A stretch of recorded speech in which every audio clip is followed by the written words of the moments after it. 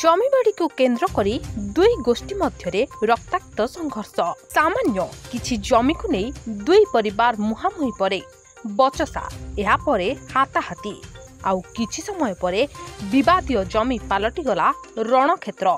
उभयंक मध्य चलिला हणाकटा बोहिला रक्तर नदी। यह देखा मिली कटक जिला किशोरनगर थाना अंतर्गत महालहाट फांडी निकट बारीमूल गाँव में जमीबाड़ी को केन्द्र करी दुईटी परिवार मध्य हणाकटा एवं एथिरे 7 आहत होई रघुनाथपुर गोष्ठी स्वास्थ्य केन्द्र में चिकित्साधीन अवस्था थिबा बेले किशोरनगर पुलिस तदंत आरंभ करिछि। कटकरू सराफत अल्लींग रिपोर्ट संभव टीवी ओडिया।